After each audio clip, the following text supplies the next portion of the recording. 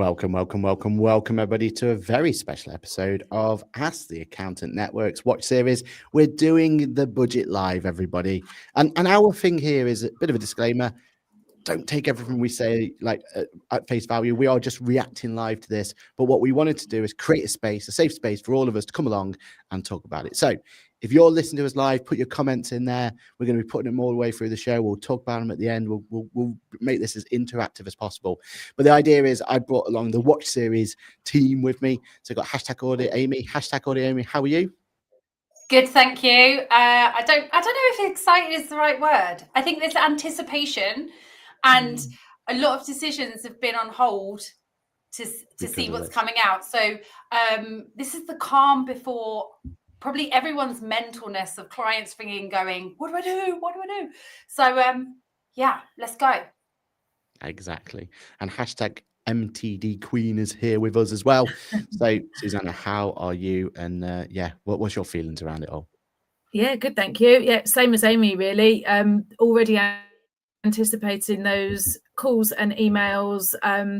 So yeah, this is great because we were all going to watch this anyway, and it's just really nice that we can all do it together. And as Aaron said, yeah, disclaimer, we haven't read the small print. This is just our initial reactions. So yeah, definitely. Let's see. And when it comes in, at the moment, it's still Prime Minister questions by the looks of it. So as soon as it comes on, just a little sneak peek of how it's going to look. We're going to be looking into this view. As soon as she comes up on stage, we'll be putting that there, and there will be sound. Don't worry, I've just muted it at this point in time. So hi to Vanessa, hi to Mahul. Hopefully you are doing well. But again, this is your show, people. So keep putting that comments in, interacting with it, all that sort of stuff. And during the show, I will just be popping up people's comments and stuff as we go along. So yeah, I mean, I was going to do a whole predictions and stuff, but we haven't really got time. So let's just let's give one prediction to everyone. Go for it. I mean, it's hard because Susanna said she's kind of noticed that it's been leaked already. So I've not read that. So Susanna's going to win every time because she knows. Yeah, so cheating, really. What's been leaked? Well, they've confirmed the freeze on income tax thresholds for an additional 3 years to 2030, which I think we were kind of all predicting anyway. It's a nice stealthy way of increasing everyone's taxes whilst not really increasing everyone's taxes, supposedly. But yeah, so I think that's going to be the big one. Obviously, we know about national minimum wage and the increases there because they announced those last night. So those are the sort of major headline ones, I guess. But there's going to be lots of other ones and some interesting ones, I'm sure, that will affect our clients. So yeah.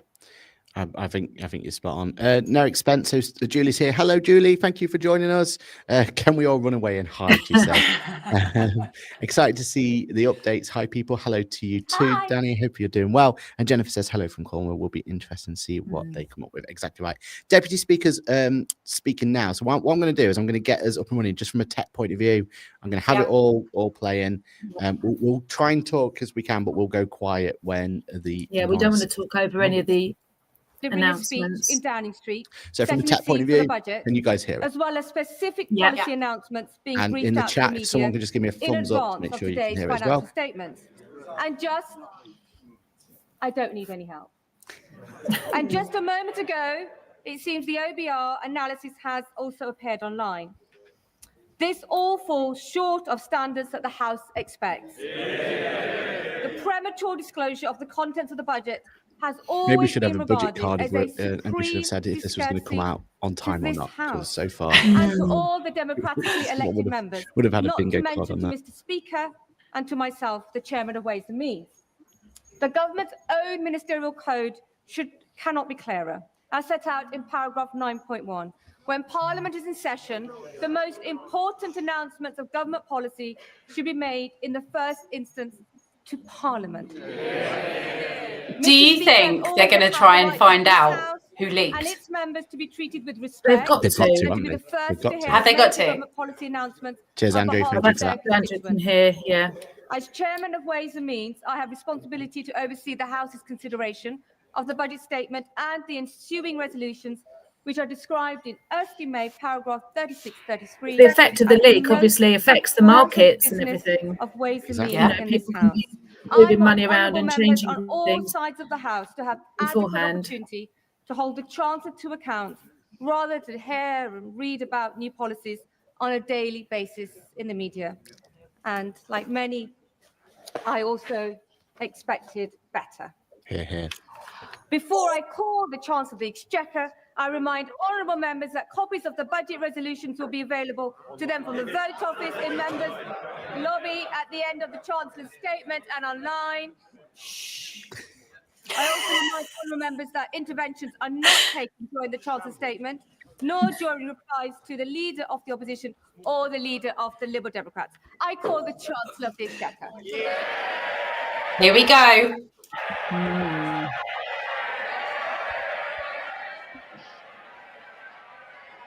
Oh, she had her hair done. Thanks. Hashtag head on. Chancellor of the Exchequer. Madam Deputy Speaker, it is my understanding that the Office of Budget Responsibility's Economic and Financial Outlook was released on their website before this statement. This is deeply disappointing and a serious error on their part. The Office for Budget Responsibility have already made a statement taking full responsibility for their breach. Madam Deputy Speaker, we are rebuilding our economy. Over the last 16 months, we have overhauled our planning system to get Britain building, forged new trade deals with the United States, India, and the European Union, reformed our visa system to bring the brightest and the best to Britain. We changed our fiscal rules that we inherited from the Conservatives and raised public investment to its highest level in 4 decades. And in last year's budget, I raised taxes on business and the wealthiest to close the £22 billion black hole in the public finances left by the party opposites. And we used that money to fund the biggest ever settlement for our National Health Service. They were the fair and necessary choices, and we faced opposition to them, from opponents to planning reform, who will always demand that the future is built somewhere else, not in their backyard.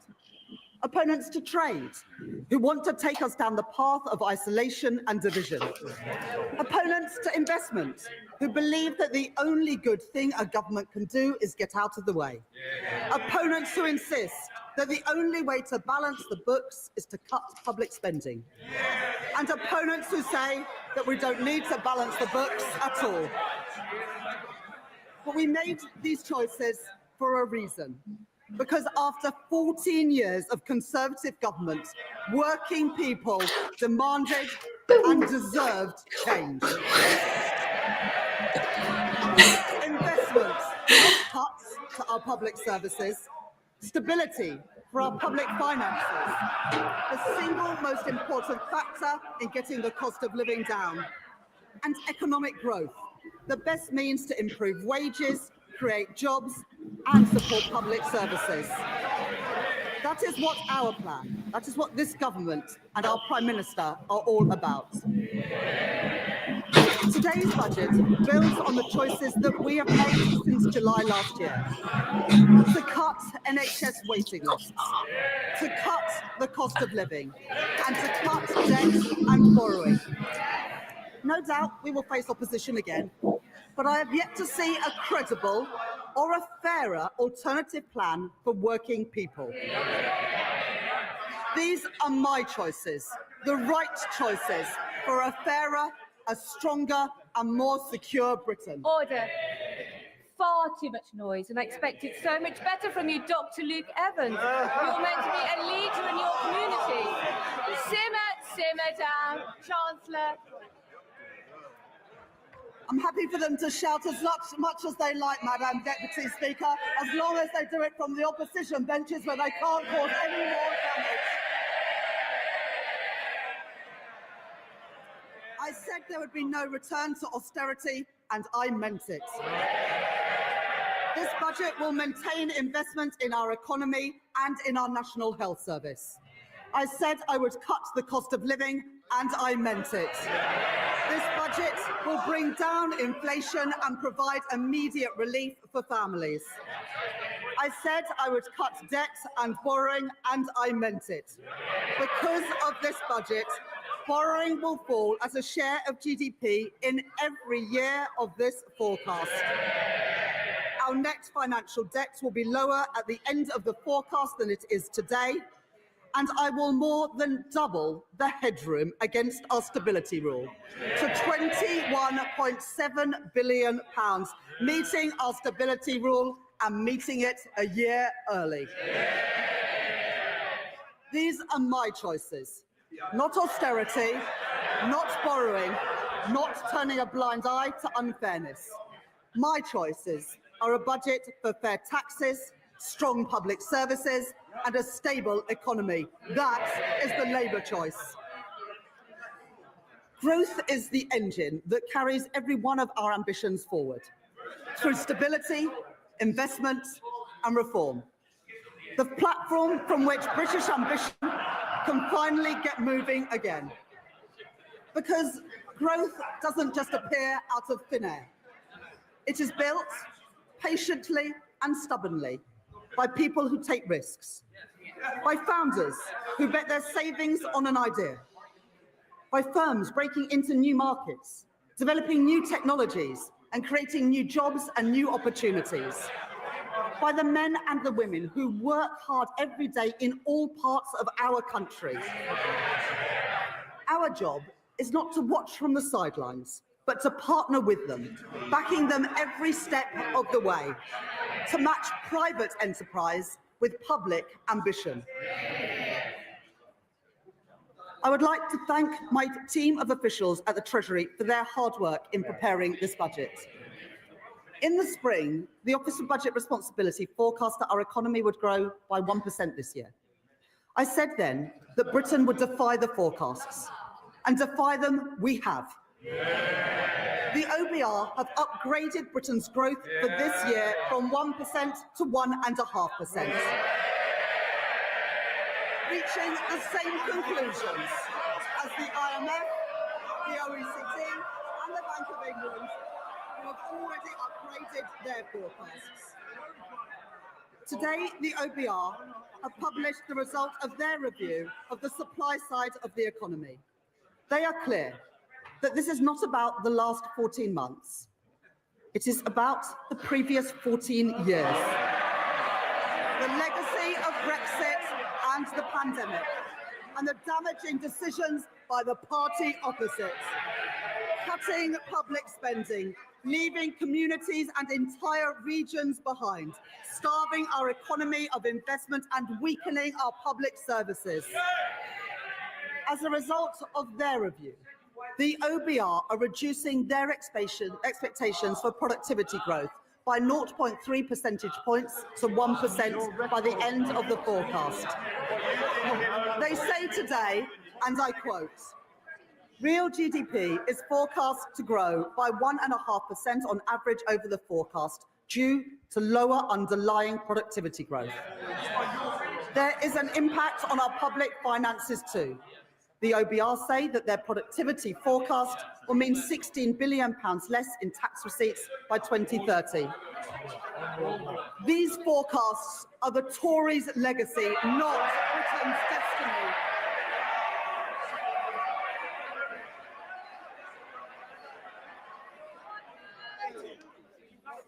Order. It is very hard to hear the Chancellor over all the shouting. And Mr. Holmes, you promised me yesterday you were going to be on top behaviour in the first few minutes. Chancellor. We beat the forecasts this year and we will beat them again. By boosting trade, not blocking it. By increasing investment, not cutting it. By championing innovation, not stifling it. By backing working people, not making them poorer. Brick by brick, we've been building our economy. Building roads, building homes, getting spades in the ground and cranes in the sky. Growth begins with a spark of an entrepreneur. Half of new jobs in Britain are created by scale-up businesses, and we want those jobs created here, not somewhere else. Our job is to make Britain the best place in the world to start up, to scale up, and to stay. So we're widening eligibility for our enterprise incentives, so scale-ups can attract the talent and the capital that they need. Expanding the enterprise management incentive so more companies can offer tax-relief share options. Re-engineering our enterprise investment and venture capital trust schemes so they don't just back early-stage ideas, but stay with companies as they grow. Introducing UK listings relief, a 3-year exemption from stamp duty reserve tax for companies who choose to list here in Britain. And to continue this work, I am launching a call for evidence on how our tax system can better back entrepreneurs, and a targeted review with founders and investors at the heart to make the UK an even more attractive place to grow your business. We are sending a simple message to the world. If you build here, Britain will back you. And our retail investment system should do the same. The UK has some of the lowest levels of retail investment in the G7. And that is not only bad for business, who need that investment to grow, it's bad for savers too. Someone who has invested £1,000 a year in an average stocks and shares ISA every year since 1999 would be £50,000 better off today if they'd put that same money into if they'd put them same money into a cash ISA. And so from April 2027, I will reform our ISA system, keeping the full £20,000 allowance while designating 8,000 of it exclusively for investment, with over 65s retaining the full cash allowance. And thanks to our changes to financial advice and guidance, banks will be able to guide savers to better choices for their hard-earned money. Over 50% of the ISA market, including Hargreaves Lansdown, HSBC, Lloyds, Vanguard and Barclays, have signed up to launch new online hubs to help people invest here in Britain. At this budget, consistent with the commitments in our corporate tax roadmap, I will retain our competitive corporation tax rate, the lowest in the G7, and retain our generous full expensing offer for business investments. I will also introduce a new 40% first-year allowance so that businesses can write off more of the cost of their investment up front, while reducing main rate writing down allowances in line with fiscal constraints. Private investment is the lifeblood of economic growth, but growth needs public investment too. When faced with challenges, previous chancellors have chosen to decrease, delay, or cancel capital spending. But low investment is the cause of our productivity problem, not the solution. So my choice is not cuts, not stagnation, but to maintain the additional £120 billion of investment that I provided at the spending review. In transport to link our towns and our cities, energy infrastructure to power our businesses, and housing so people can live near good jobs, paying decent wages and growing businesses. That is the Labour choice. I'm grateful to the Financial Secretary to the Treasury for his work in driving our growth agenda forward. As we allocate investment for the infrastructure that is the backbone of economic growth across our country, today I will commit investment for the Lower Thames Crossing. And we're continuing to drive investment in city region transport, in the Midlands Rail Hub and the Transpennine Route upgrade, along with our commitments to the Northern Growth Corridor, including Northern Powerhouse Rail. It is this Labour government that has overhauled our planning system, and I will today provide further funding to increase planning capacity through a new skills offer, as called for by the British Chamber of Commerce and the Confederation of British Industry. It is this Labour government that has invested in nuclear power, in Sizewell C and in Culham. We are taking forward our commitment to slash electricity prices for thousands of manufacturing businesses, as Make UK and many others have called for. And today I'm pleased to welcome John Finkelton's report, an ambitious plan to cut the red tape that has tied our nuclear industry in knots for decades. And within 3 months, we will set out our plan for delivering his recommendations. We are proud of our industrial heritage, and we are determined to build the industry of the future so that we buy, make and sell more here in Britain. That's why, as we increase defence spending, we are investing in Portsmouth, in Barrow and in Plymouth. And I'm pleased to be supporting Team Derby, an initiative to drive growth in one of our defence industry hubs. It's why we stepped in to save British Steel in Scunthorpe and invested in Sheffield Forgemasters. And it's why we've changed government procurement so we can buy British when it is crucial to our national security. For steel, for shipbuilding, and today for AI, driving innovation and building that great industry here in Britain. But it's not just what we invest that matters, it's how we invest.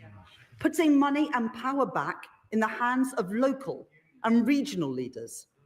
Today, we are devolving £13 billion of flexible funding for 7 mayors to invest in skills, business support and infrastructure. I'm extending the business rates retention pilots in the West of England, Liverpool City region and Cornwall until 2029. I'm providing £30 million for the Kernow Industrial Growth Fund for sectors like critical minerals and marine innovation.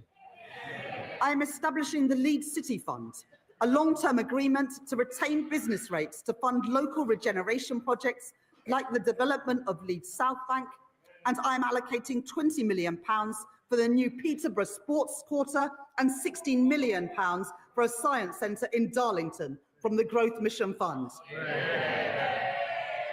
The benefits of investment, the benefits of investment and growth must be built and felt in every part of our United Kingdom. So we are providing an additional £370 million for the Northern Ireland Executive, £505 million for the Welsh Government, and £820 million for the Scottish Government over the spending review period through the Barnett formula. And I am making, sorry, I didn't quite catch that from the SNP. Did they not hear it? Perhaps, Madam Deputy Speaker, they didn't hear. £820 million for the Scottish Government over the spending review period because Anna Sawa asked us to. And I'm making targeted investments in our industrial strategy sectors across the UK. In Northern Ireland, I am providing £17 million to support businesses and strengthen the UK internal market. I'm backing advanced manufacturing through the Northern Ireland Enhanced Investment Zone. Wales will be the host for 2 AI growth zones, creating more than 8,000 jobs, supported by a £10 million investment in the semiconductors critical for that industry. And we are building the UK's first small modular nuclear reactors with Rolls-Royce at Wilfer in Anglesey. 2 Labour governments working together in Wales to deliver for the people of Wales. And in Scotland, I'm committing over £14 million for low-carbon technologies in Grangemouth, £20 million to renew infrastructure at Inch Green in Inverclyde, and £20 million to redevelop Kirkcaldy Town Centre and Seafront, with construction starting next year. And that's on top of the UK's biggest ever warship export deal with the Norwegian government to build frigates in Glasgow, supporting 4,000 jobs, investment opposed by the SNP, jobs opposed by the SNP, defence opposed by the SNP, but secured by this Labour government. A growing economy needs strong foundations of economic stability, with borrowing, inflation down and investment up. That is good for business, and it is good for working people, so they have more money in their pockets. Economic stability, Safeguarded by ironclad fiscal rules is our best defence against rising prices and the best way to improve living standards. We've all seen the alternative. 3 years ago, in their clamour to cut taxes for the richest, the Tories under Liz Truss crashed the economy and sent mortgage rates spiralling and brought pensions to the brink.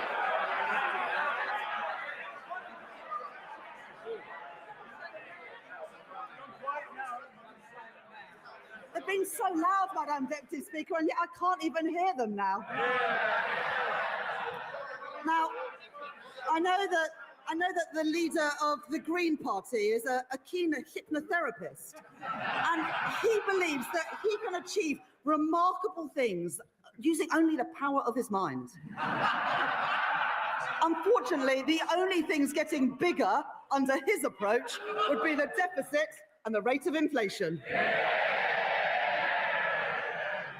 And for all the damage that the Conservative cuts did to our schools and our hospitals, they also doubled the national debt. Our net financial debt this year will be £2.6 trillion, 83% of GDP, meaning that today, 1 in every £10 that government spends is on debt interest. Not on paying down that debt, but just on paying the interest on the debt that we inherited from the Conservatives. My fiscal rules will get borrowing down while supporting investment. The stability rule, that day-to-day expenditure must be met through tax receipts. And the investment rule, which allows me to increase investment whilst getting debt on a downward path. Those fiscal rules are non-negotiable. I met them at the budget last year, I met them in the spring, and I have met them today. While the current budget balance is in deficit by £28.8 billion in 26-27 and £4.6 billion in 27-28, it moves into a surplus of £3.9 billion in 28-29, £21.7 billion in 29-30, and £24.6 billion in 2030-31. More than doubling our headroom against the stability rule and meeting that rule a year early too. And our net financial debt is 83.3% in 26-27, 83.6% in 27-28, 83.7% in 28-29, falling to 83.0% in 29-30 and 82.2% in 2030-31. Madam Deputy Speaker, I said we would cut the debt, and we are, with debt down by the end of the forecast. And going forwards, to support our commitment to a single fiscal event and further strengthen our economic stability, I will follow the recommendations of the International Monetary Fund by assessing the fiscal rules just once a year at the budget. Despite the challenges we face on productivity, the path of our deficit reduction remains broadly the same as in spring. Public sector net borrowing is due to be £112.1 billion, or 3.5% of GDP in 26-27, 3% in 27-28, 2.6% in 28-29, 1.9% in 29-30, and 1.9% in 2030-31, ending at £67.2 billion, translating into an increase in the net cash requirement next year of £4.2 billion, taking the total to £133.3 billion. According to the IMF, we are due to reduce borrowing more over the rest of this Parliament than any other G7 economy. The Conservatives crashed the economy, we are protecting it. The Conservatives lost control of debt, we are getting debt down. The Conservatives let inflation and interest rates go through the roof.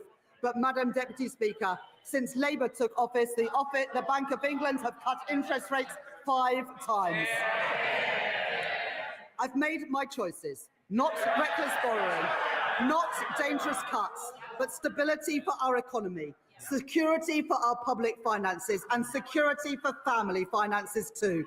Those are the Labour choices. Madam Deputy Speaker, Tory austerity left classrooms crumbling and waiting lists sky high, weakened our productivity and choked our economic growth. And now they propose a further £47 billion of cuts to our public services. Well, that is equivalent to cutting every police officer in our country twice over. And then there is Reform, who promise more than £100 billion of cuts, with no details of where those cuts will come from or who will pay for them. A recipe for devastating damage to our public services. People voted for Labour because they wanted roads that aren't full of potholes. They want police on our streets, and they want an NHS that is there when they need it. And we're delivering that. Waiting lists down by 230,000. And not just the 2 million additional appointments we promised, but an additional 5.2 million appointments already delivered since the general election. I joined the Labour Party almost 30 years ago because I could see that the Conservative government that I grew up under didn't care much about schools like mine. Textbooks were rationed. I know that many of you weren't at schools like mine. There is far too much noise, far too much excitement. People need to calm down a little. Chancellor. They don't want to hear what the Tories did to schools like mine, but I will tell them. Textbooks rationed, libraries closed, kids herded into porter cabins in the playground, and I came into politics to change that. The money that I allocated at the spending review will fix the crumbling classrooms that the Conservatives left behind and build the schools that they promised but never delivered. And today, thanks to representations from my honourable friends, the members for Wolverhampton North East and Leeds South West and Morley, I will provide £5 million for libraries in secondary schools, building on the 10 million commitment to ensure that every primary school has a school library within this Parliament. And thanks to representations from my honourable friends, the members for Bournemouth East and from Luton North, I am providing £18 million to improve and upgrade playgrounds across England. Madam Deputy Speaker, let there be no doubt that this is a government that is on the side of our kids and who will back their potential. I will not allow the legacies of Conservative neglect to stain our society. Last year, I made changes to the Mine Workers Pension Scheme to ensure that its members receive the fair pensions that they are owed. This year, with thanks to the Minister for Pensions for all his work in this subject, I can go further. I have heard representations from Labour Coalfield MPs, including my honourable friends, the members for Bassetlaw, Blythe and Ashington, Barnsley South, Mansfield and Llanelli. And today I can announce that I will transfer the Investment Reserve Fund of the British Coal Staff Superannuation Scheme to its members. So that the men and the women who worked in our coal industry get a fair deal in their retirement too.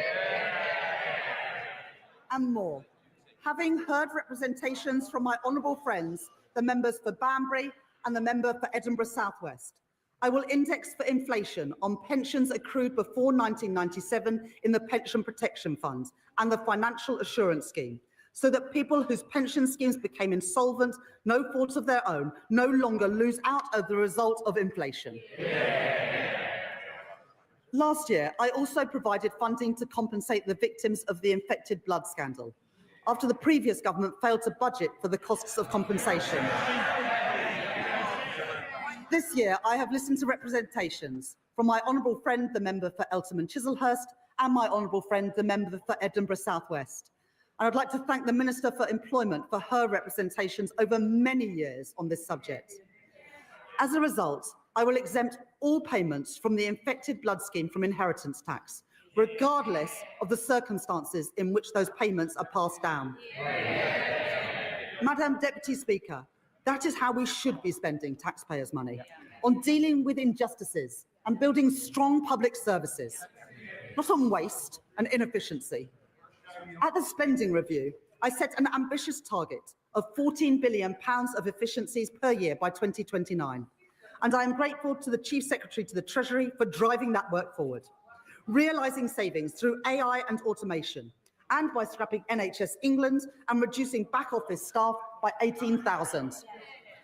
At this budget, I will find a further £4.9 billion of efficiencies by 2031, getting rid of police and crime commissioners, cutting the cost of politics and local government, and selling government assets that we no longer have any use for. These savings will be required across government, but for our National Health Service, I will reinvest all of these savings back into the care that people rely on. More nurses, more GPs, more appointments. Restoring the services that faltered under years of Conservative decline and investing in the future of our National Health Service. And today I am announcing £300 million of investment in technology to improve patient service and 250 new neighbourhood health centres. Expanding more services into communities so that people can receive treatment outside of hospitals and get better, faster care where they live. Over 100 of these will be delivered by 2030, including in Birmingham, Truro and Southall. The Labour Party founded our National Health Service, and we will renew our National Health Service. I will take the same approach for defence spending that I take to NHS spending, reinvesting savings back into our national security. In our age of insecurity, Britain will continue to stand with our allies, working in collaboration to secure a sustainable ceasefire for Ukraine and maintaining our commitment to NATO, with the UK set to spend 2.6% of GDP on defence by April 2027. Madam Deputy Speaker, the public rightly expects that we stamp out fraud, error and waste and put that money to good use in our schools and our hospitals and other frontline services. My right honourable friend, the Home Secretary, has already announced that she will claw back excess profits from the use of hotels to house asylum seekers, as we phase out the use of those hotels entirely. And we will consult on reforms to indefinite leave to remain and access to taxpayer-funded benefits. The introduction of digital ID will break the link between illegal migration and illegal working. And the HMRC and the Fair Work Agency will crack down on illicit businesses that blight our high streets and undercut illegitimate firms, enforcing the minimum wage, investigating dodgy businesses, and increasing scrutiny of the gig economy, as well as tracking down fraudulent business owners who vanish without paying their taxes. And I'd like to thank my honourable friends, the members for Great Grimsby and Cleethorpes, Lee and Atherton, and Kensington and Bayswater for their representations on this subject. And I'll take further steps to prevent and track down unpaid tax, which will together, these reforms will raise nearly £10 billion a year by 2030, including through new powers for HMRC to pursue the promoters of tax avoidance schemes. I am building on our successful use of targeted checks on welfare claims to root out fraud and error and prevent public money being paid to people who are not entitled to it. And I would like to thank Tom Hayhoe, the COVID Corruption Commissioner, for his work in helping to chase down nearly £400 million from dodgy pandemic spending and contracts. Tory contracts handed out by Tory ministers to Tory peers and Tory friends. Well, that money belongs in our schools and in our hospitals. It is so noisy now, we can barely hear the Chancellor. Everybody needs to calm down. Chancellor. Well, I wouldn't want any honourable member to miss this. So we are chasing down that money, and we've got almost £400 million back from dodgy pandemic spending and contracts. Tory contracts handed out by Tory ministers to Tory peers and Tory donors. Well, that money belongs in our schools and in our hospitals, and we are getting that money back.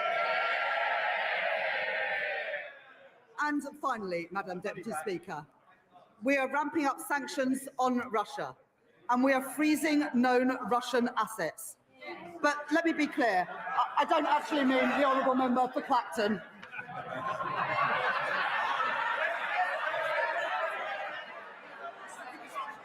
Under the Conservatives. Order.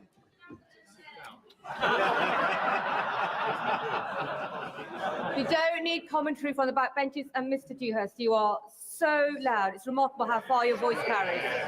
Chancellor. Under the Conservatives, the cost of our welfare system increased by nearly 1 percentage point of GDP, equivalent to £88 billion in just 5 years.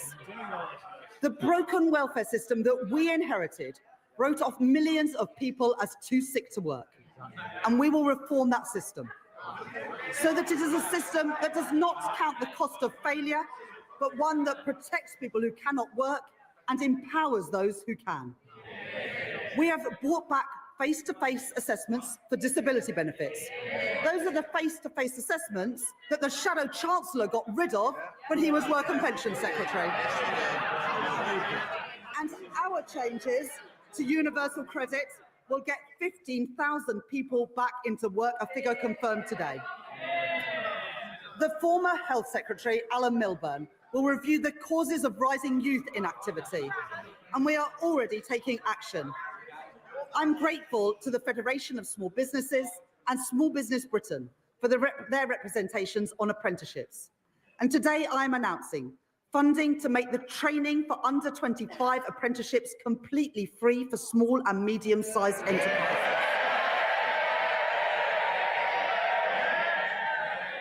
And funding our new youth guarantee, providing £820 million over the next 3 years to give young people who are let down by the Conservatives the support and the opportunity that they deserve. Guaranteeing every young person a place in college, an apprenticeship or personalised job support. And after 18 months, 18 to 21-year-olds will be offered paid work, not benefits. The Motability Scheme was set up to protect the most vulnerable, not to subsidise the lease on a Mercedes-Benz. And so I am making reforms that will reduce generous taxpayer subsidies, and Motability have confirmed that they will remove luxury vehicles from their scheme, getting the scheme back to its original purpose of offering cost-effective leases to disabled people. And taxpayers' money should not be spent on pensions for people abroad, who only lived here for a couple of years and may never even have paid a penny in tax. The Conservatives allowed thousands of people living abroad to buy their way into the state pension for as little as £3.50 a week, debasing the purpose of our pension system. And so I will abolish access to Class 2 voluntary national insurance contributions for people living abroad, increasing the time that someone has to live or work in Britain to 10 years and increasing the contributions that they must pay. These reforms improve our welfare system. They support our young people, protect those who need it most, and put an end to Conservative waste and unfairness. Madam Deputy Speaker, to break the cycle of austerity, we need a fair and a sustainable tax system, one that generates revenues to fund the public services that we all use and supports investment to grow our economy. That does mean that today I am asking everyone to make a contribution. The previous Conservative government froze personal tax thresholds from 2021 to 2028. And today I will maintain all income tax and equivalent national insurance thresholds at their current level for a further 3 years from 2028. While ensuring that people... Order! The noise is far too high. Chancellor. The Right Honourable Lady supported these freezes when her party made them. She might want to forget about it, but the British people never will. At the same time, we are ensuring that people only in receipt of the basic or new state pension do not have to pay small amounts of tax through simple assessment from April 2027. I will also keep the Plan 2 student loan repayments threshold at its 2026-27 level for 3 years. Madam Deputy Speaker, I know that maintaining these thresholds is a decision that will affect working people. I said that last year, and I won't pretend otherwise now. Madam Deputy Speaker, I am asking everyone to make a contribution, but I can keep that contribution as low as possible because I will make further reforms to our tax system today to make it fairer and to ensure that the wealthiest contribute the most. The Conservatives knew that our tax system didn't work. Time and time again, they ducked the necessary reforms, leaving a system unfit for a changing economy, with unfairness that they refused to address. Currently, a landlord with an income of £25,000 will pay nearly £1,200 less in tax than their tenants with the same salary, because no national insurance is charged on property, dividend, or savings income. It's not fair that the tax system treats different types of income so differently. And so I will increase the basic and higher rate of tax on property, savings and dividend income by 2 percentage points, and the additional rate of tax on property and savings income by 2 percentage points. Even after these reforms, 90% of taxpayers will still pay no tax at all on their savings. As well as narrowing the gap between the tax on income from assets and income from work, I also believe that a fair society is one where the wealthiest pay their fair share. The reforms I made last year will raise an additional £8 billion a year by 2020-30 from wealth. I increased taxes last year on private equity, private schools and private jets. I abolished the non-dom tax regime. And this year, I will make 2 changes to cap trust charges and prevent avoidance. I reformed inheritance tax on agricultural and business assets. And this year, I am aligning those reforms with wider inheritance tax rules by allowing the transfer of the 100% relief allowance between spouses, balancing the taxation of these valuable assets with the realities of family life. In this budget, I will take further steps to deal with a long-standing source of wealth inequality in our country. A Band D home in Darlington or Blackpool pays just under £2,400 in council tax, nearly £300 more than a £10 million mansion in Mayfair. And so, from 2028, I am introducing the high-value council tax surcharge in England, an annual £2,500 charge for properties worth more than £2 million, rising to £7,500 for properties worth more than £5 million. This will be collected alongside council tax, levied on owners, and we will consult on options for support or deferral. This new surcharge will raise over £400 million by 2031 and will be charged on less than the top 1% of properties. Madam Deputy Speaker, reliefs in our tax system cost the taxpayer billions of pounds a year, but many of them no longer serve their original purpose. The government rightly provides generous tax relief for people paying into a pension, relieving income tax on all contributions and on the investment itself, as well as national insurance relief on employer contributions at a cost of over £70 billion a year to the Exchequer. This budget makes no changes to those reliefs or to the tax-free lump sum.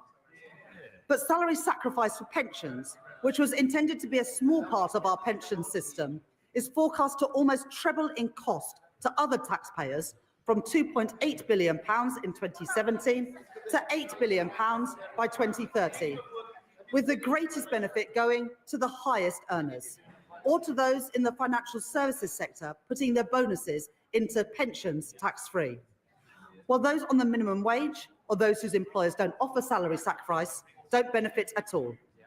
That is not sustainable for our public finances, putting pressure on the tax that everyone else pays.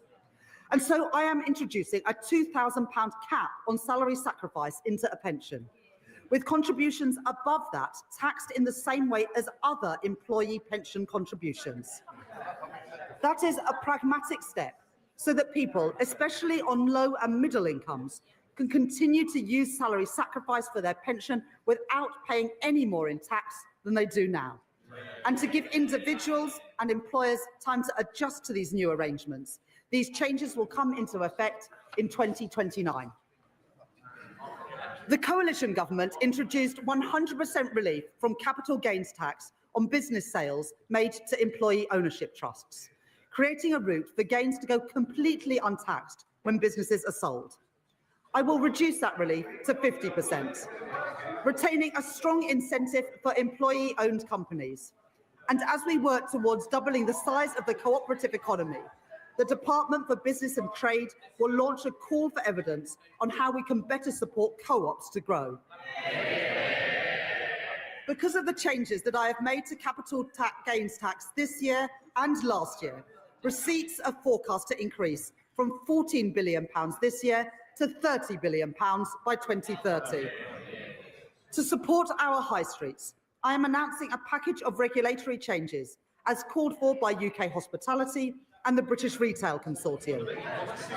And I will support the Great British Pub through our new national licensing framework, encouraging councils to back our pubs and to back late-night venues with greater freedoms. For business rates, I will introduce permanently lower tax rates for over 750,000 retail, hospitality and leisure properties, the lowest rates since 1991, paid for through higher rates on properties worth more than £500,000, like the warehouses used by online giants. Alongside this, I will introduce a package of support worth over £4.3 billion over the next 3 years for a property of any size seeing a large increase in their bill. And to support a level playing field in retail, I will stop online firms from undercutting our high street businesses by ensuring customs duty applies on parcels of any value. I will reform our motoring taxes, exempting search and rescue vehicles from vehicle excise duty as called for by my honourable friends, the member for the Western Isles and for Whitehaven and Workington. And because all cars contribute to the wear and tear on our roads, I will ensure that drivers are taxed according to how much they drive and not just by the type of car they own, by introducing the electric vehicle excise duty on electric cars. This will be payable each year alongside vehicle excise duty at 3p per mile for electric cars and 1.5p for plug-in hybrids, helping us to double road maintenance funding in England over the course of this Parliament.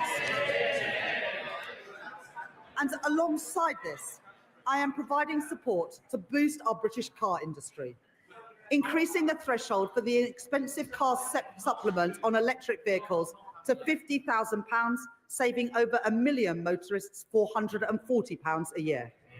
Providing £1.3 billion additional funding for the electric car grant, extending it to 2030 and taking total funding to £2 billion, as well as delaying changes to the employee car ownership scheme.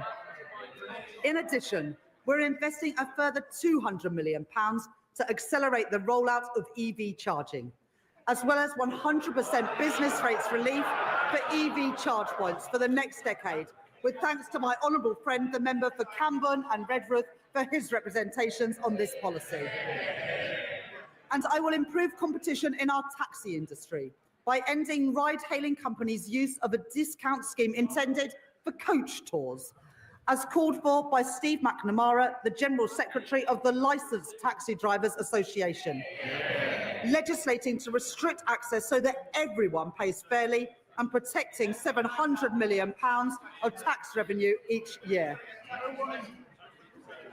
I am responding to our consultation on landfill tax, and listening to representations, particularly from our house building industry.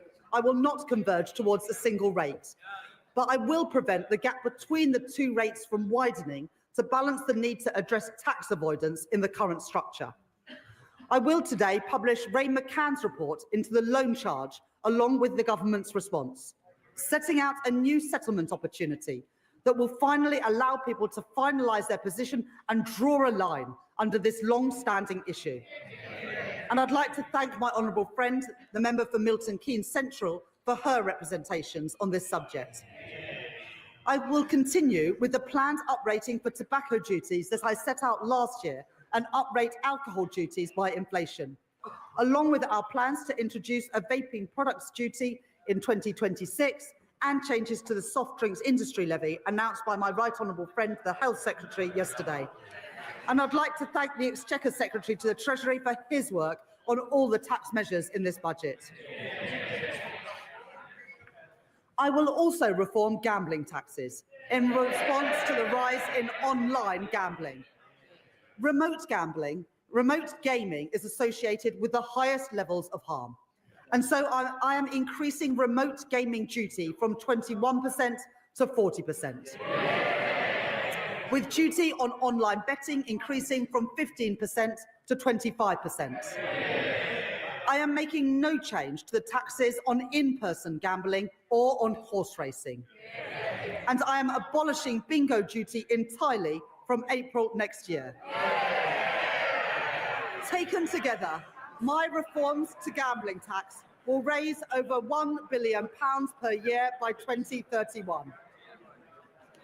As a result of the tax reforms I have made today, I can confirm that I will not be increasing national insurance, the basic, higher or additional rates of income tax or VAT.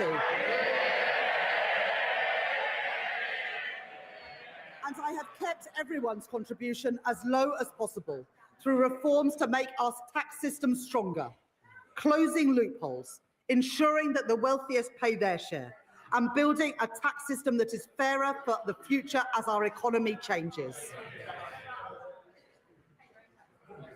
On the day I became Chancellor, I said that I would judge my time in office a success if I knew that ordinary children from working class backgrounds were living more fulfilling lives. Their horizons expanded, their potential realised. I joined the Labour Party, I came into politics because I believe that every child has equal worth and deserves an equal chance to achieve their promise. The biggest barrier to equal opportunity is child poverty. Because for every child that grows up in poverty, our society pays a triple cost. The first and the heaviest is to the child. Going to school hungry, waking up in a cold home, or in another B&B. While other children enjoy the advantages of parents with time to help with homework, the quiet space at home to work in, too many go without. And there is also the cost of supporting a family in poverty, which ends up in the lap of overstretched councils, who can do no more than shunt them into temporary accommodation at huge cost to local taxpayers.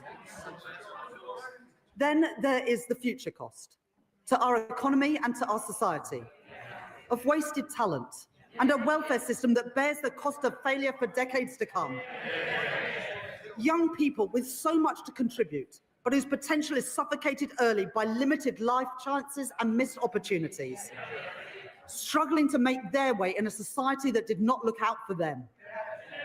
I don't intend to preside over a status quo that punishes children for the circumstances of their birth and demands that we all pay 3 times over for it.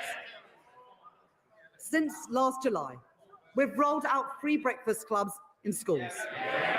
We're expanding free school meals to 500,000 more kids, lifting 100,000 children out of poverty as we do it. We've passed the Renters' Rights Act and we've extended the childcare offer. And I'm proud of all of that. But it's not enough. Because there is one policy that pushes kids into poverty more than any other. It was introduced by the party opposite.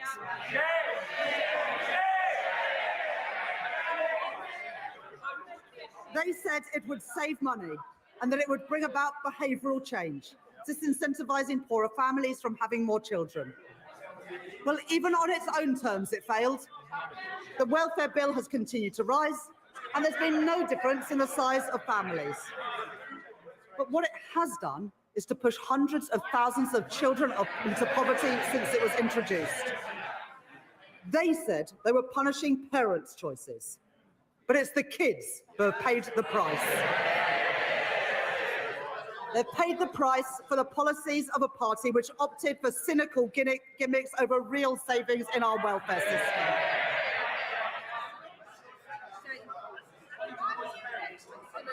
I understand that many families are finding times hard and that many kids have had to make difficult choices when it comes to having kids. And there are many reasons why people choose to have children and then find themselves in difficult times. The death of a partner, separation, ill health, a lost job. I don't believe that children should have to bear the brunt of that. And neither can I, in good conscience, leave in place the vile policy known as the rape clause, requiring women to prove if their child has been conceived non-consensually to receive support. I'm proud to be Britain's first female Chancellor of the Exchequer. I take the responsibilities that come with that seriously. I will not tolerate the grotesque indignity of women of the rape clause any longer. It is dehumanising, it is cruel, and I will remove it from the statute book. And so because I am tackling fraud and error in our welfare system, because I am cracking down on tax avoidance, because I am reforming gambling taxation, I can announce today, fully costed and fully funded, the removal of the two-child limit in full from April.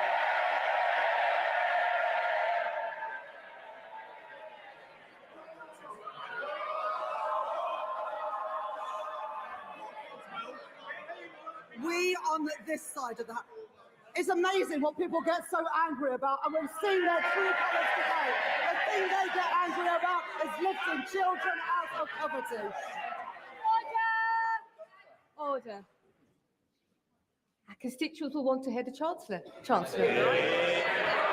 I think our constituents have heard all they need to from the party opposites today. We on this side of the House do not believe that the solution to a broken welfare system is to punish the most vulnerable. We are lifting 450,000 children out of poverty with the end of the two-child limit.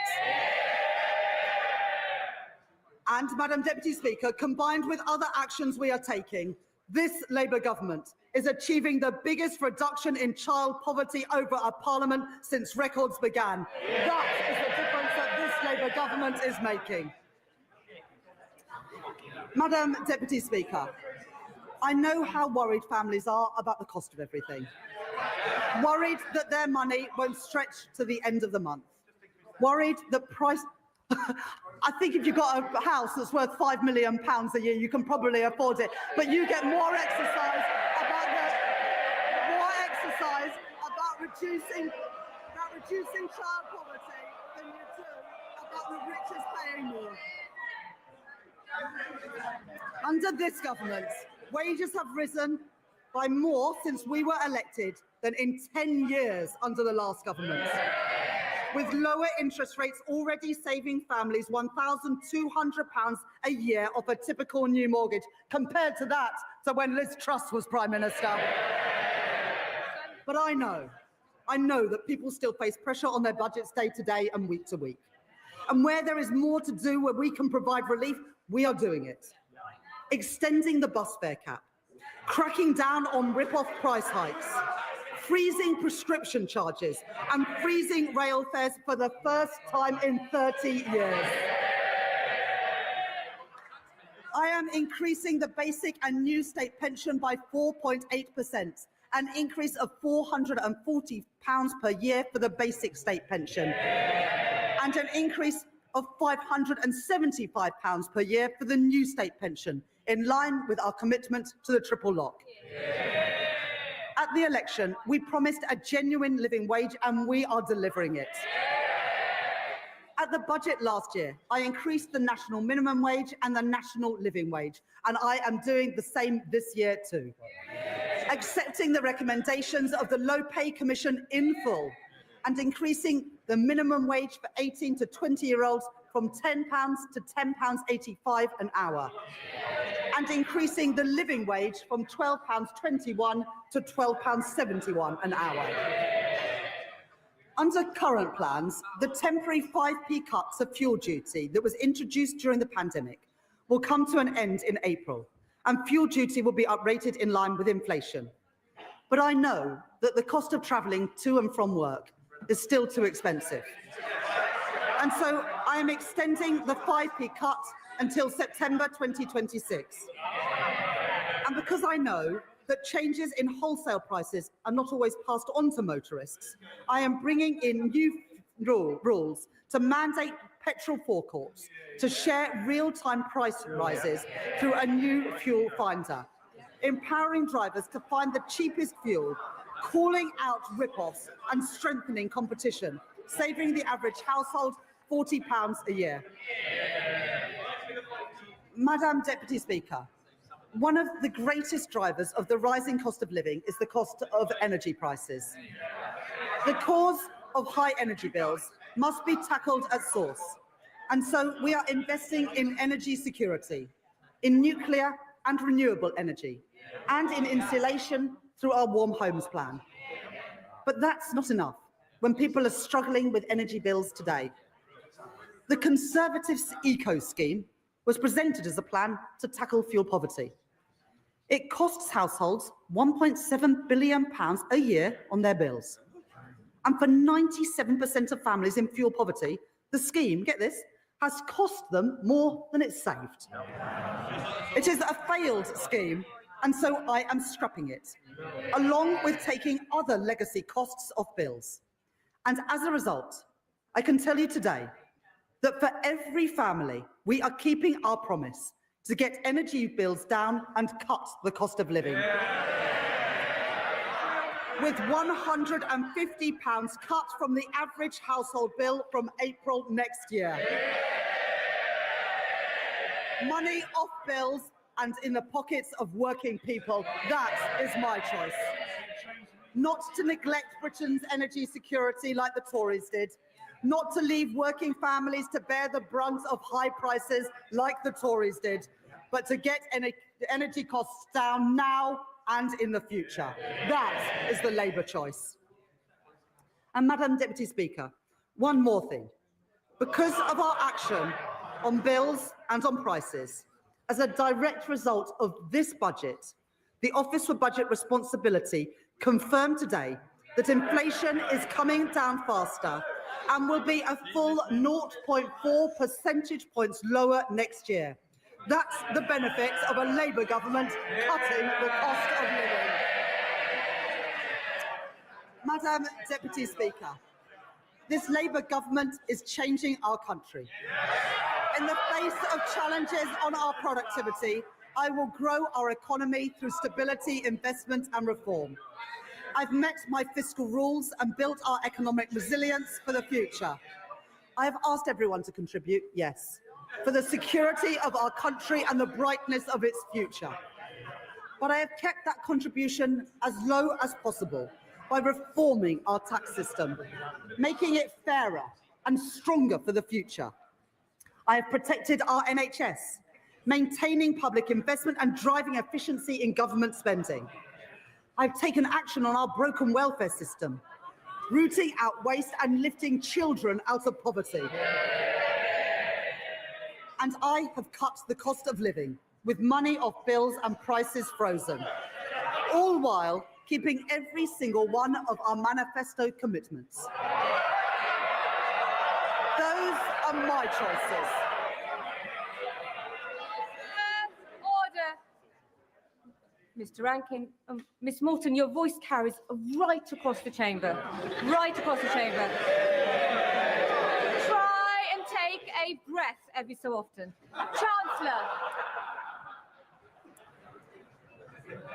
Those are my choices. Not austerity, not reckless borrowing, but cutting the debt, cutting waiting lists, and cutting the cost of living.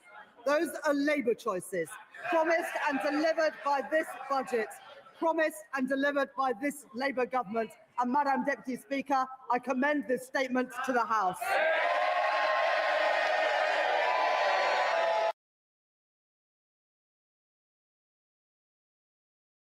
Well. If you want to come off mute, Amy, you're still on mute. Wow. Sorry, my mouse went to sleep. What an event! I mean, I know. The bit that kept coming up for me was this. Well, I'll paraphrase exactly what it was, but the taxpayers' money, and it basically she was saying it was forced to be spent on X, Y, Z. Haven't we just listened to our taxpayers' money being forced on a PR campaign? Like if we really wanted this budget to make sense, surely we should be stopped attacking the opposition. Oh. That happens every year, and I have the same problem with it every year. But this isn't a mud slinging competition. This should be an opportunity for us to actually understand it. Because I purposely didn't go. I didn't read any of the rumors and everything else. So. Yeah, she mentioned about the 2% dividend rise, but pointless. There's no detail around that, right? The business relief getting reduced to 50%, no detail around that. Like there was just so little substance to it. And I know there'll be a nice little press article and we'll get the full detail there. But this is a time for her to explain it, right? Like give some substance to why she's chosen that. Like what was the reason behind it? Because that 2% dividend is another attack on our clients, right? And that sort of thing. And property income, that's going to be... I mean, I was looking at it and obviously first 40 minutes, not writing anything, just eat my popcorn because it was just a massive slagging match, to be honest, wasn't it? Really? And it irritates me that it's always you did this, and I'm like, cool. We all know that they did that. We all live in this world. You don't have to keep reminding. Just get on with it. But I've come away thinking, not just for my clients, but for me personally. I'm like, okay, I need more information to know what I'm going to do. I mean, she said about we're going to save £40 a year on fuel, wasn't it, for fuel transparency? Because I think for me, I'm looking at cost of living for me, and we're going to do the same for our clients, but it affects us as well. Yeah. And offer £150 a year off of energy. I'm like, cool. It just doesn't feel. It doesn't feel like it's going to help a lot of people. But I'm thinking about my own situation as well as my clients. But for our own situation, I'm like, dividends going to go up, property, taxes, cap on salary sacrifice. Although she did say that was going to be 2029, didn't she? Yeah. Because that's going to be a nightmare, especially as it's 2,000, isn't it? She was saying, so you can still have salary sacrifice for the first £2,000 worth of contributions, and then it's going to be contributions above that are going to be taxed in the normal way, and that's going to be how do we manage that? I mean, well, this is why we use software vendors, because trying to work that out ourselves is going to be a nightmare. And that gives them time. We keep saying that the payroll software, we want them to innovate, we want them to give us more so we can help more and deliver a better service, right? That's 2029 now. They've got to get this up and running for the do you know what I mean? There's always something for them more to do from a compliance point of view, which makes it difficult. Anything that you think, I mean, under 25s apprenticeships, that's the bit that I liked. That sounds good, because I mean I've got two older children who are 18 and 20, and the job market is really, really difficult for kids of that age. So that would be welcome. More, so what she said was funding to make training for under 25s completely free for small and medium businesses, and then various job guarantee, a youth guarantee, she called it.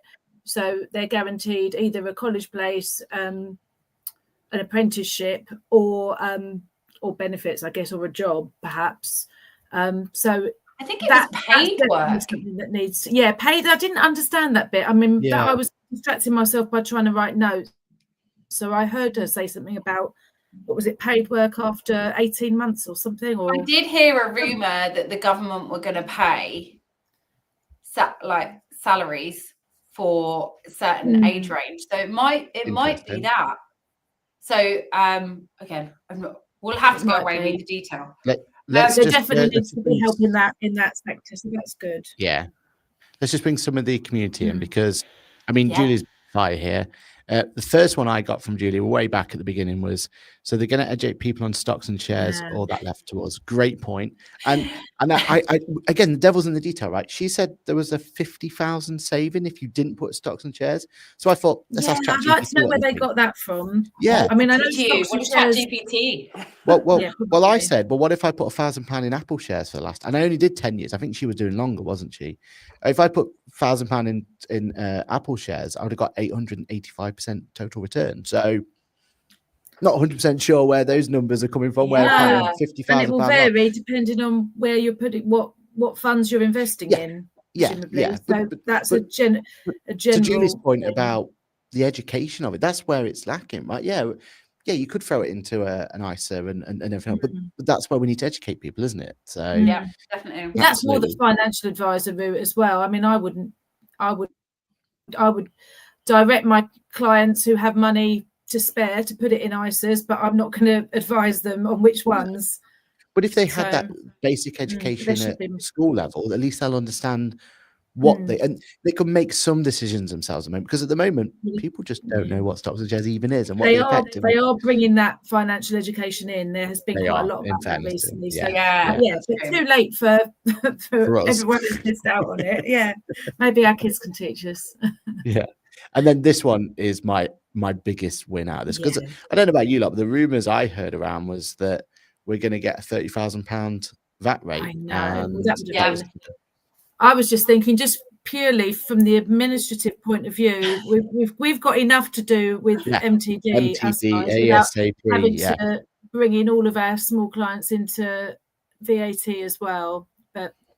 And that would also obviously have affected everybody in terms of, consumers, that extra 20% on all of our, on so much more costs would have affected all of us. So just personally as well. So quite relieved about that. Star of the show, couldn't agree more. I love her. I love her. And when we heard I've completely forgot his name now, but when we heard order when he was leaving, I was like, there's no replacement. Like, this is she's been brilliant. The fact she went straight in with the naming and shaming. Fair play. And every time you took more popcorn. When did we actually have any? I was like, give me popcorn. I need popcorn for this. So they ran out and got it. But response should be interesting. Couldn't agree more. State pension increase as well. Yeah, the ISA reform. We need devils in the detail, don't we? I mean, it's a good idea, but I don't know. Well, she hasn't abolished the 20k or cut that. It's the split of it. So only 12k in a cash ISA, and then you can still have another 8k. But then that is still quite a lot of money, and will not be helping the people on lower incomes. So no, who don't have 20k a year to put into savings. My frustration with all these schemes, it's really hard to get your current investment into those schemes, right? And and it becomes you've got to weigh it up of, well, do I suffer maybe some capital gains now to then move it in? And but then I guess these schemes are not designed for people who have. It's to encourage you to start investing, isn't it? April 2027 auto enrollment assessment. They didn't mention it at all, did they? I didn't. No, I don't get that. Yes, and for over 65s, they do still get the full 20k cash ISA, which is interesting because over 65s, that surely it's only going to be the really wealthy over 65s who are going to be earning enough to put 20k a year into savings. So they're not going to be workers, are they? Because But I they're guess over they're trying 65. to. Yeah, maybe they're trying to make the most out of pension pots. I don't. Yeah, it's an odd one, isn't it? It's what do you do with your pension when it's come out? I think that's what they're trying to tackle. Okay, Susanna, you go first. Like, what was your highlight that we haven't of it, or something else you want to bring into the conversation? Go for it. Well, the one that we hadn't sort of heard too many rumours about was the 2%. So on basic, higher and additional rate on property, dividends and savings. I mean, so for landlords, I know, I've got quite a few landlord clients, I know they were worried about the rumours about national insurance, so they haven't got that to deal with. But the 2% is going to batter them a little bit more. But then I suppose, that it's not working income. So I don't know. At the end of the day, I just think she had a hard job to do. Yeah. I wouldn't do that job. I don't have the answers. But isn't it working income on the dividends though? Because it kind of comes to me that dividends is I was focused because on the I understand when you've got this huge portfolio and you're already but what we see it more than anything else is our clients who that's their main form of income, right? And now suddenly the dividends, I guess, is a lower rate from normal income tax anyway, whereas property, I was thinking, is the same as normal income tax. So it's going to shift. We need Rebecca Bennyworth, don't we, to redo all the calculations? So much now, should we be self-employed or should we be owner managed businesses? We're going to have to redo tax efficiency. You're not going to do it for tax efficiency reasons now. We were saying that before this increase. Yeah. And did she say when that's effective from? I'm assuming April, but she didn't actually say. Yeah. Yeah, I think I'm going to talk about what kind of calls, because a lot of people are here, accountants, bookkeepers, they're going to get the calls. Definitely going to get calls about the property, because I've got people that have got 1 or 2 properties. They've been debating it. They haven't necessarily had good tenants. I'm not actually making money out of it. All I feel like I'm doing is MTD paying tax. pressure. Yeah. The tax going up. I do think some people it's going to have a knock-on effect, because there's not going to be as many properties for people to rent, and so many people can't afford to buy. So I think that's going to impact. I will get directors calling about the dividends, and should I go to sole trade? All those people that are still are sole traders, should I go limited? I spoke to one this morning. I said, let's wait and see what happens. They'll probably stay sole trade and just deal with the quarterlies. I will have to let Rebecca. I see Kirsty's just commented Queen Rebecca's doing a summary tomorrow. Is it an Intuit? Is it a QuickBooks one? I think I've seen that floating around. I'll be tracking it There's a down. QuickBooks one as well, Yeah. I love the Rebecca just goes into the detail and just like, and that's what we need, right? This threshold, this bracket sole trader, this bracket limited company, blah blah blah. Yeah. One thing that's not massively tax related is she seemed to insinuate there's less potholes. There are not. I noticed that. Yeah, there's loads around here. All right. I'll be paying 3p per mile going forward, so they'll all be fixed soon. Yes, not miles I'm doing lately. So how is that going to work? Are you going to have to take a screenshot of your dashboard with your before and after? I mean, how are they going to measure the mileage? Really interesting, right? Like how is it based on your MOT maybe in between and for? Yeah, sure, probably. I guess. But she said, due at the same time as your. Due at the same time as your road tax. So if your MOT and your road tax are staggered, it can't. Yeah, we'll see. Just because we've had this big one in, Andrew. Hello, Andrew. How are you doing? So many questions, lots of style of substance with the announcement. That's my frustration, right? Like, why are we having digs at the at the opposition? Why are we trying to earn brownie points here? Like, we've got a whole. The next election's not for ages away, right? We don't need to keep digging. We don't need to do what we needed. As Andrew's saying here, we needed an opportunity to explain why. Like, give us some reasons behind it. Like, she's saying we've all got to contribute, but why are we tackling in my view, like the owner managed businesses, like why are we tackling them? Like what have they done that you know, going through from there? What does this mean for those occupying them as budget? Will need to be allocated. Yeah, good point. Or did I miss that? Adding a fee to online shopping under the guise of helping the high street of those families with lower incomes. Yeah, 100%. And this, I mean, the one I wrote down was custom duties on everything that goes in. Like, how is that going to be? The whole point is it's an administration nightmare. That's why.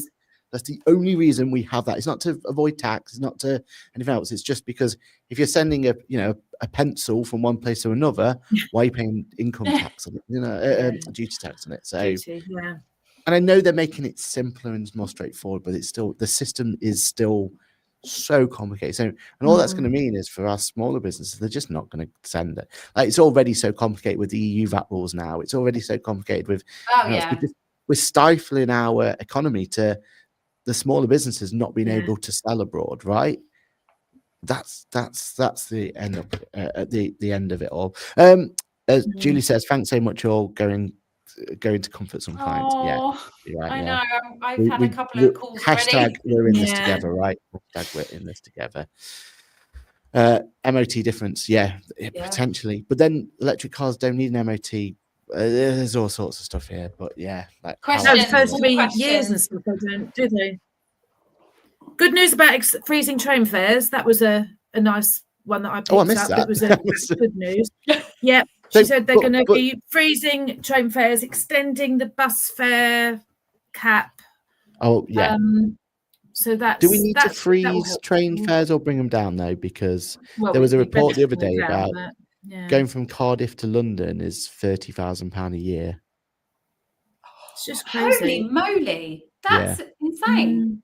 Maybe 20 then, maybe, but I mean, still obscene, right? It's okay. Switch to car. We're going to say £40 a year. Switch to your car. No, unless you're electric. Unless you're electric, and then that's. And then people like me, that's it. I'm paying $6,500 a year now. I don't know what the numbers are. Aaron, your job. Tell us what car to have. Next. What's the best thing? Or train, or why bus. Why hybrid's only 1.5? That got me. Like, I'm sorry, but anyway, I got my high horse. Not all about me. But look. I think it could have been a lot worse. Yes. I think that's what we've got to take away from this, in my opinion. The dividend ones hurt. And I feel for it because Amy, you know more than me. Did TaxCal, don't they have like can't you do like, you can go to a different tax year and it gives you like impacts and stuff? I made that up. They've got a what if planner. They've got a what if. You can go to a future period, a what if planner. I think they are so important in this, right? All you landlords out there, right? This is going to have to be so they can make that decision. Every owner managed business getting dividends out. What is that what if planner? I think that technology there absolutely going to be gold mine to us, because these impacts are so critical at this point in time, right? And I feel like that's what we need to do. We need to come up with numbers and facts and figures. Not just tell everyone you're going to save £50,000 by, or you've lost out on £50,000. Like, what? Give us some facts and figures around that, because I don't believe you. So yeah, it's nuts. It will be a lot of projections for I'll be looking at myself as well. Well, this is it. It affects us all personally, as well as from a business perspective, and for our clients, for their businesses, it's the personal impact as well that we've got to think about. Did anyone get what the business relief? So from 100 to 50%, like? Yes. So I wasn't 100% sure of that. Is that on selling a business, the capital gain? Yeah. But where's the detail around that? Because there was no detail. It was completely mentioned as an aside, I thought.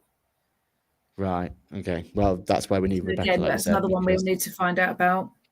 There was too much fluff at the start, and it set us up. So I was distracted by the whole toing and froing that I feel like I've probably missed something. So I definitely remember hearing that, and it was something about selling a business. Yeah.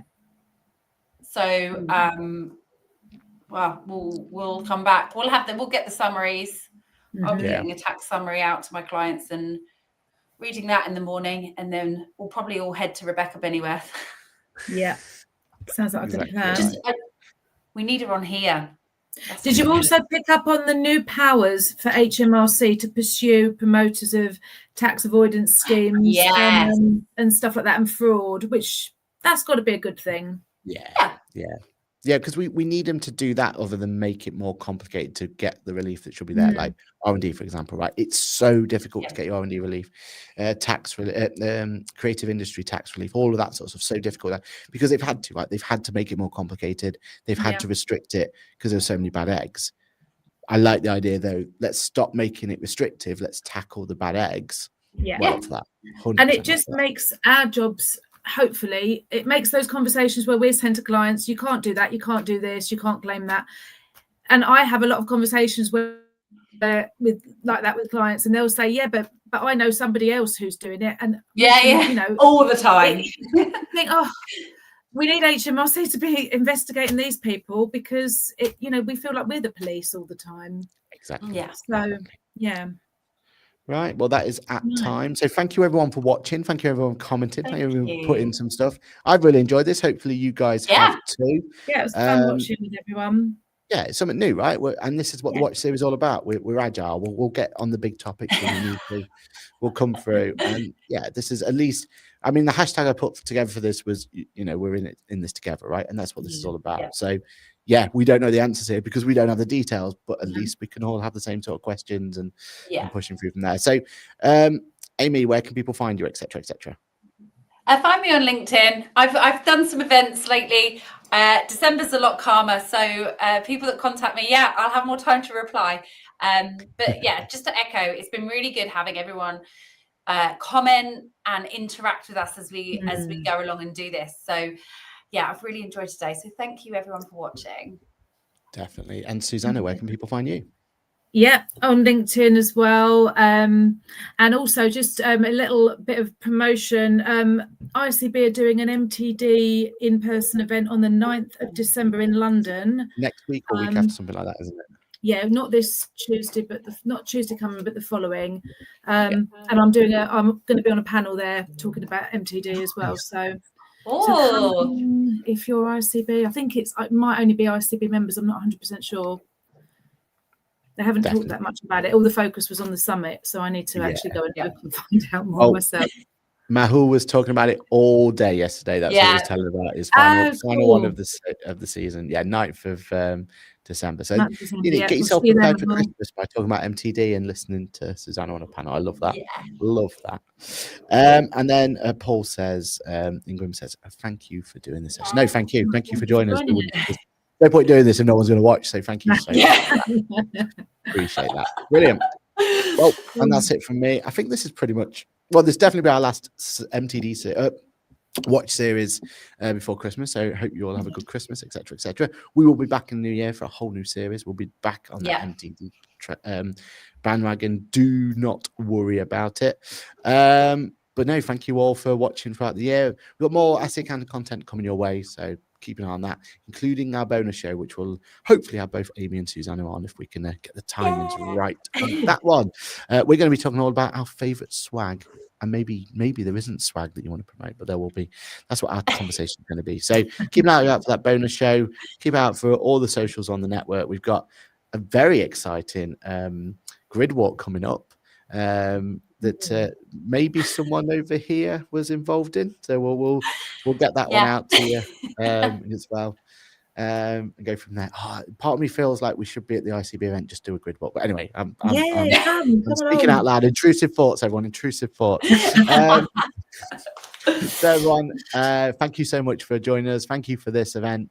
See you all soon. Have a good Christmas, New Year, all that sort of stuff. If you only watch our watch series, and we'll see you in the new year for the next watch series coming back. But final bit, everyone, if you like this, please comment, like, and all that sort of stuff. The more interactions I get, the more realistic we're going to come back and deliver this again. So and we've enjoyed it, so we want to do it again. So going from there. Cheers, everyone. Speak to you all soon. Awkward moment where I try and find the thingy button. Bye.